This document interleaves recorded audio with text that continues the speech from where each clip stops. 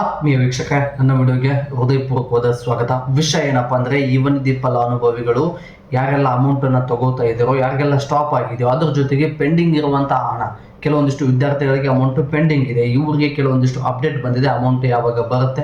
ಮತ್ತು July month self declaration ಕೂಡ start ಆಗಿದೆ. ಆದಷ್ಟು ಬೇಗ ಜುಲೈ ಮಂತ್ ಸೆಲ್ಫ್ ಡಿಕ್ಲೇರೇಷನ್ ಯಾವ ರೀತಿ ಮಾಡಿಸ್ಬೇಕು, ಸೆಲ್ಫ್ ಡಿಕ್ಲೇರೇಷನ್ ಅಲ್ಲಿ ಏನಾದರೂ ಚೇಂಜಸ್ ಆಗಿದೆಯಾ, ಮತ್ತೆ ಇನ್ನು ಕೆಲವೊಂದಿಷ್ಟು ವಿದ್ಯಾರ್ಥಿಗಳಿಗೆ ರೆಸ್ಪಾನ್ಸ್ ಪೆಂಡಿಂಗ್ ಅಂತ ತೋರಿಸ್ತಾ ಇದೆ, ಹೈಯರ್ ಸ್ಟಡೀಸ್ ಅಂತ ತೋರಿಸ್ತಾ ಇದೆ. ಇನ್ನು ಕೆಲವೊಂದಿಷ್ಟು ವಿದ್ಯಾರ್ಥಿಗಳಿಗೆ DBT ಸ್ಟೇಟಸ್ ಚೆಕ್ ಮಾಡಕ್ ಆಗ್ತಾ ಇಲ್ಲ. ನಿನ್ನೆ ಮಾರ್ನಿಂಗು DBT ಸ್ಟೇಟಸ್ ಅನ್ನ ಚೆಕ್ ಮಾಡಿದಾಗ ಸರ್ವರ್ ಎರರ್ ಅಂತ ಬರ್ತಾ ಇತ್ತು, ಮತ್ತೆ ಸೆಲ್ಫ್ ಡಿಕ್ಲೇರೇಷನ್ ಮಾಡ್ಸಕ್ ಹೋದಾಗೂ ಕೂಡ ಪ್ರಾಬ್ಲಮ್ ಆಗ್ತಾ ಇತ್ತು. ಈ ಎಲ್ಲಾ ಸಮಸ್ಯೆಗಳಿಗೆ ಏನು ಮಾಡಬೇಕು, ಪೆಂಡಿಂಗ್ ಇರುವಂತ ಅಮೌಂಟ್ ಯಾವಾಗ ಬರುತ್ತೆ ಅನ್ನೋದ್ರ ಬಗ್ಗೆ ಸಂಪೂರ್ಣವಾಗಿ ತಿಳಿಸ್ಕೊಡ್ತೀನಿ. ಹಾಗಿದ್ರೆ ಬನ್ನಿ ಸ್ನೇಹಿತರೆ, ಮೊದಲನೇದು ಜುಲೈ ತಿಂಗಳ ಅಮೌಂಟ್. ಅಂದ್ರೆ ಜುಲೈ ತಿಂಗಳ ಸೆಲ್ಫ್ ಡಿಕ್ಲೇರೇಷನ್ ಅನ್ನ ನೀವು ಈಗಾಗಲೇ ಮಾಡಿಸ್ಬೋದು. ಎಲ್ಲ ಓಪನ್ ಆಗಿದೆ, ಯಾವುದೇ ಪ್ರಾಬ್ಲಮ್ ಇಲ್ಲ. ಆದಷ್ಟು ಬೇಗ 15ನೇ ತಾರೀಕು ಒಳಗಡೆ ಸೆಲ್ಫ್ ಡಿಕ್ಲೇರೇಷನ್ ಅನ್ನ ಮಾಡಿಸಿ. ಯಾಕಂದ್ರೆ 15ನೇ ತಾರೀಕು ಮೇಲ್ಪಟ್ಟ ನೀವೇನಾದ್ರೂ ಸೆಲ್ಫ್ ಡಿಕ್ಲೇರೇಷನ್ ಮಾಡ್ಸಕ್ ಹೋಗ್ತೀವಿ ಅಂದ್ರೆ ಆವಾಗ ಸೆಲ್ಫ್ ಡಿಕ್ಲೇರೇಷನ್ ಮಾಡಿಸಿರ್ತಕ್ಕಂಥ ಅಭ್ಯರ್ಥಿಗಳ ಸಂಖ್ಯೆ ಜಾಸ್ತಿ ಆಗುತ್ತೆ, ಸರ್ವರ್ ಪ್ರಾಬ್ಲಮ್ ಬರುತ್ತೆ. ಎಲ್ಲಾದ್ರೂ ಸ್ಟ್ರಕ್ ಆಯ್ತು ಅಂದ್ರೆ ಮುಂದೆ ನಿಮ್ಗೆ ಡಿಗ್ರಿ ಮುಗಿದವರಿಗೆ 3,000, ಡಿಪ್ಲೊಮಾ ಮುಗಿದವರಿಗೆ 1,500 ಅಮೌಂಟ್ ಪೆಂಡಿಂಗ್ ಅಲ್ಲಿ ಉಳ್ಕೊಳ್ಳುತ್ತೆ. 15ನೇ ತಾರೀಕು ಒಳಗಡೆ ಹೋಗಿ ಸೆಲ್ಫ್ ಡಿಕ್ಲೇರೇಷನ್ ಮಾಡಿಸಿ. ಸೆಲ್ಫ್ ಡಿಕ್ಲೇರೇಷನ್ ಮಾಡಿಸೋಕೆ ಯಾವುದೇ ಪ್ರೊಸೀಜರ್ ಚೇಂಜಸ್ ಆಗಿಲ್ಲ. ಆದಷ್ಟು ಬೇಗ ನಾರ್ಮಲ್ ಮೊದಲು ಯಾವ ರೀತಿ ಇತ್ತು ಅದೇ ರೀತಿ ಪ್ರತಿ ತಿಂಗಳು ಸೆಲ್ಫ್ ಡಿಕ್ಲೇರೇಷನ್ ಮಾಡಿಸ್ಬೇಕು. ಹೋಗಿ ಸೆಲ್ಫ್ ಡಿಕ್ಲೇರೇಷನ್ ಮಾಡಿಸಿ. ಬಟ್ ಇನ್ನು ಕೆಲವೊಂದಿಷ್ಟು ವಿದ್ಯಾರ್ಥಿಗಳ ತಲೆಯಲ್ಲಿ ಏನಿದೆ ಅಂದ್ರೆ, 3 ತಿಂಗಳಿಗೆ ಒಂದ್ಸಲ ಸೆಲ್ಫ್ ಡಿಕ್ಲೇರೇಷನ್ ಮಾಡಿಸೋದಿತ್ತು ಮೊದಲು, ಈಗ ಪ್ರತಿ ತಿಂಗಳು ಆಗಿದೆ. ಕೆಲವೊಂದಿಷ್ಟು ವಿದ್ಯಾರ್ಥಿಗಳಿಗೆ 2 ತಿಂಗಳ ಅಮೌಂಟ್ ಪೆಂಡಿಂಗ್ ಇದೆ. ಇನ್ನು ಕೆಲವೊಂದಿಷ್ಟು ವಿದ್ಯಾರ್ಥಿಗಳಿಗೆ 3 ತಿಂಗಳ ಅಮೌಂಟ್, ಕೆಲವೊಂದಿಷ್ಟು ವಿದ್ಯಾರ್ಥಿಗಳಿಗೆ 4 ತಿಂಗಳಿಂದನೂ ಕೂಡ ಅಮೌಂಟ್ ಬಂದಿಲ್ಲ. ಇವರು ಅಮೌಂಟ್ ಬಂದ ಮೇಲೆನೆ ಸೆಲ್ಫ್ ಡಿಕ್ಲೇರೇಷನ್ ಮಾಡಿಸ್ಬೇಕಾ, ಇಲ್ಲ ನಾವು ಸೆಲ್ಫ್ ಡಿಕ್ಲೇರೇಷನ್ ಪ್ರತಿ ತಿಂಗಳು ಮಾಡಿಸ್ಬೇಕಂತ ಕೇಳಿದ್ರೆ, ನೀವು ಅಮೌಂಟು ಬರುತ್ತೆ. ಕರ್ನಾಟಕದ ಹಣಕಾಸು ಇಲಾಖೆಯ ಕಡೆಯಿಂದ ಫಂಡ್ ರಿಲೀಸ್ ಆದಾಗ ನಿಮ್ಮ ಖಾತೆಗೆ ಡೈರೆಕ್ಟ್ DBT ಮೂಲಕ ಅಮೌಂಟ್ ಕ್ರೆಡಿಟ್ ಆಗುತ್ತೆ. ಡಿಗ್ರಿ ಮುಗಿದವರಿಗೆ 3,000, ಡಿಪ್ಲೊಮಾ ಮುಗಿದವರಿಗೆ 1,500. 2 ತಿಂಗಳದ್ದು ಏನಾದರೂ ಪೆಂಡಿಂಗ್ ಇತ್ತು ಅಂದ್ರೆ 6,000 ಮತ್ತು 3,000 ಈ ರೀತಿ ಅಮೌಂಟ್ ಕ್ರೆಡಿಟ್ ಆಗುತ್ತೆ. ಬಟ್ ನೀವು ಯಾವುದೇ ಕಾರಣಕ್ಕೂ ಸೆಲ್ಫ್ ಡಿಕ್ಲೇರೇಷನ್ ಅನ್ನ ಮಾಡಿಸೋದನ್ನ ತಪ್ಸೋಕೆ ಹೋಗ್ಬೇಡಿ. ಆದಷ್ಟು ಬೇಗ ಹೋಗಿ ಸೆಲ್ಫ್ ಡಿಕ್ಲೇರೇಷನ್ ಮಾಡಿಸ್ಕೊಳ್ಳಿ. ಮತ್ತೆ ಇನ್ನು ಕೆಲವೊಂದಿಷ್ಟು ವಿದ್ಯಾರ್ಥಿಗಳಿಗೆ ರೆಸ್ಪಾನ್ಸ್ ನಾಟ್ ಪೆಂಡಿಂಗ್ ಅಂತ ತೋರಿಸ್ತಾ ಇದೆ, ರೆಸ್ಪಾನ್ಸ್ ಪೆಂಡಿಂಗ್ ಅಂತ, ಹೈಯರ್ ಸ್ಟಡೀಸ್ ಅಂತ ತೋರಿಸ್ತಾ ಇದೆ.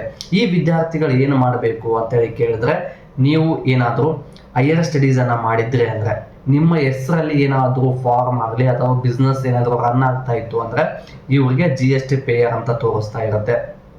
ಮತ್ತೆ ನೀವೇನಾದರೂ ಗೌರ್ಮೆಂಟ್ ಕೋಚಿಂಗ್ ಸೆಂಟರ್ಗಳಿದಾವೆ, ಫ್ರೀ ಆಗಿ ಕೋಚಿಂಗ್ ನೀಡ್ತಕ್ಕಂಥ ಗೌರ್ಮೆಂಟ್ ಸೆಂಟರ್ಗಳಿದಾವೆ, ಅಲ್ಲೇನಾದರೂ ನೀವು ಕೊಟ್ಟಿದ್ರಂದ್ರೂ ಕೂಡ ನಿಮ್ಗೆ ಹೈಯರ್ ಸ್ಟಡೀಸ್ ಅಂತ ತೋರಿಸ್ತಾ ಇರುತ್ತೆ. ಈ ವಿದ್ಯಾರ್ಥಿಗಳಿಗೆ ಯುವನಿಧಿ ಹಣ ಕ್ಯಾನ್ಸಲ್ ಆಗೋ ಸಾಧ್ಯತೆ ಇದೆ. ಬಟ್ ಇದು ಯಾವುದು ನಾನು ಹೈಯರ್ ಸ್ಟಡಿನೂ ಮಾಡಿಲ್ಲ, ಗೌರ್ಮೆಂಟ್ ಯಾವುದೇ ಜಾಬಲ್ಲೂ ಇಲ್ಲ ಅನ್ನೋರು ಯಾರನ್ನು ಇದ್ರೆ, ಇವರು ನಿಮ್ಮ ಜಿಲ್ಲೆಯಲ್ಲಿ DDPI ಆಫೀಸ್ ಇರುತ್ತೆ ಅಥವಾ ಎಂಪ್ಲಾಯ್ಮೆಂಟ್ ಡಿಪಾರ್ಟ್ಮೆಂಟ್ ಇರುತ್ತೆ, ಅಲ್ಲಿ ಹೋಗಿ ನೀವು ಈ ರೀತಿ ವಿಚಾರಿಸಿ ಅದನ್ನ ವೆರಿಫಿಕೇಶನ್ ಅನ್ನು ಪೆಂಡಿಂಗ್ ಇಟ್ಟಿರ್ತಾರೆ. ಯಾಕಂದ್ರೆ ಕೆಲವೊಂದಿಷ್ಟು ವಿದ್ಯಾರ್ಥಿಗಳ ಮಾರ್ಕ್ಸ್ ಕಾರ್ಡ್ಗಳು, ಕೆಲವೊಂದಿಷ್ಟು ವಿದ್ಯಾರ್ಥಿಗಳ ಅಪ್ಡೇಟ್ ಅನ್ನ ಯೂನಿವರ್ಸಿಟಿಯವರು ನಿಮ್ಮ ಜಿಲ್ಲೆಯ ಹಣಕಾಸು ಇಲಾಖೆಗೆ ಅಥವಾ ಯುವನಿಧಿ ಆಫೀಸ್ಗೆ ನೀಡಿರ್ತಾರೆ.